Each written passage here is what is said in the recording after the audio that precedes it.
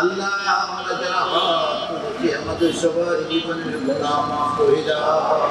আপনি মাজার ভেঙে দিলে, আপনি বিল্ডিং ভেঙে দিলেন, দালান ভেঙে দিলেন, ইট ভেঙে দিলেন, ইট আলাদা করলেন, মানুষের মন থেকে তো মাজারের ভক্তি শ্রদ্ধা আপনি নষ্ট করতে পারবেন না, মানুষের হৃদয় থেকে তো ওলি আল্লাহকে সরাতে পারবেন না।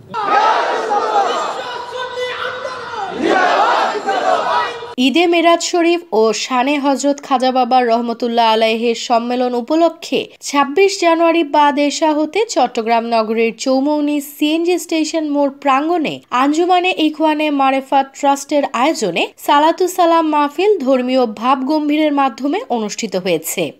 দুশ্মনী যারা করেছে তাদের সাথে আমাদের কোনো সম্পর্ক নাই।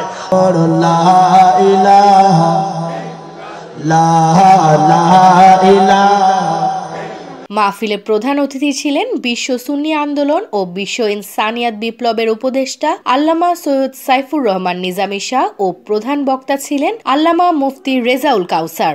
প্রথম উস্তাদ আর নবীর কোন উস্তাদ ছিল না মানুষের মধ্যে, নবীর উস্তাদের কথা ছিল আল্লাহ। আর রহমান আল্লামাল কুরআন খালাকাল ইনসান আল্লামাহুল বায়ান। হযরত চার দরবেশের সভাপতি হাজী আবু বকরের সভাপতিত্বে মাহফিলে অতিথি হিসেবে উপস্থিত ছিলেন আল্লামা হাফেজ কারি ইলিয়াস শাহ, আল্লামা কাজী শফিউল আলম শফিনগরী, আল্লামা সালে সুফিয়ান ফরহাদাবাদী আল মাইজ ভান্ডারী।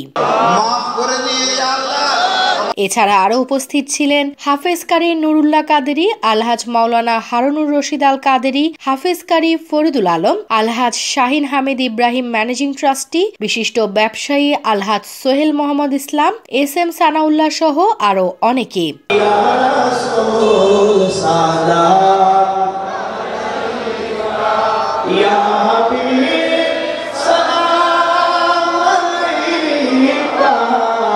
সালাতুস সালাম মাহফিল থেকে বক্তারা আল্লাহ ও আল্লাহর রাসূলের আনুগত্য স্বীকার করে মানবজাতি জীবন গড়ার প্রতি আহ্বান জানান। পাশাপাশি সমস্ত মুসলিম উম্মাকে দ্বীনের স্বার্থে রাসূলের প্রতি সম্মান রেখে ঐক্য গড়ার প্রতি তাগিদ দেন। প্রিয় নবীকে কেন্দ্র করে ঐক্য হতে হবে। প্রিয় নবীর পক্ষে যারা, তারা কখনো অন্যায় করে না, জুলুম করে না, মানুষের ক্ষতি করে না। যেমন সাহাবায়ে কেরাম সবসময় মানুষের কল্যাণ করত, কারণ প্রিয় নবীর পক্ষে তারা। এভাবে যদি আমরা প্রত্যেকটা মানুষ গড়ে উঠতে পারি, প্রিয় নবীর পক্ষে থাকতে পারি, আমাদের একদিকে আত্মার মুক্তি হবে, আরেকদিকে আমাদের জীবনের মুক্তি হবে। তাই আত্মার মুক্তির জন্য আমরা সবাইকে বলবো, যদি ঐক্যবদ্ধ হতে চায়, মুসলিম উম্মত যদি ঐক্যবদ্ধ হতে চায়, ইমানের পক্ষে যদি ঐক্যবদ্ধ হতে চায়, তাহলে বর্তমান সময়ে যে আল্লামা সৈয়দ সাইফুর রহমান নিজামীর যে সাহেবজাদা, যে আল্লামা ইমাম হায়াত, যে তিনি সুন্দর একটা ফর্মুলা দিয়েছেন যে আসুন আমরা ওয়ার্ল্ড সুন্নি মুভমেন্টের মাধ্যমে যে ইসলামের প্রকৃত ধারার সাথে আমরা সবাই ঐক্যবদ্ধ হই আকীদার ভিত্তিতে, এবং আমরা মানব মণ্ডলী যদি ঐক্য হতে চাই, কারণ মুসলিমের বাহিরে তো অনেক মানুষ আছে, তো মানব মণ্ডলী যদি ঐক্যবদ্ধ হতে চায়, তাহলে ইনসানিয়ত ছাড়া ঐক্যবদ্ধ হওয়ার কোনো প্ল্যাটফর্ম নাই। কারণ একক ধর্মভিত্তিক দল আছে, একক গোষ্ঠীভিত্তিক দল আছে,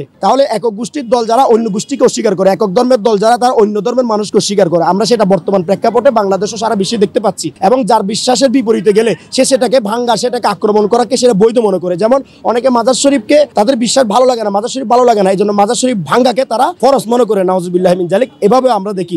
কিন্তু আপনার মাজার শরীফ ভালো না লাগলে বা আপনার কিছু বিষয় ভালো না লাগলে সেটা আপনি অ্যাভয়েড করবেন, কিন্তু কাউকে মারা, আঘাত করা, কিছু ভাঙ্গা, সেটা মূলত ইসলামের চরিত্র নয়। এই জন্য ইসলামের বাহিরেও অন্য মানুষও যদি আমরা ঐক্যবদ্ধ হতে চাই, তাহলে ইনসানিয়ত একমাত্র ফর্মুলা, মানবতা একমাত্র ফর্মুলা।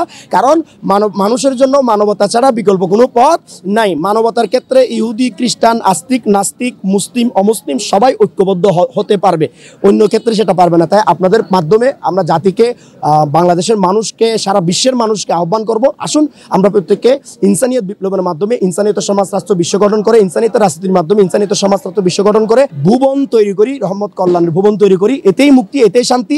এত মাহফিল, এত আলোচনারও কোনো প্রয়োজন থাকতো না যদি মানবিক সমাজ থাকতো, মানবিক রাষ্ট্র থাকতো। Desk news, news day 24।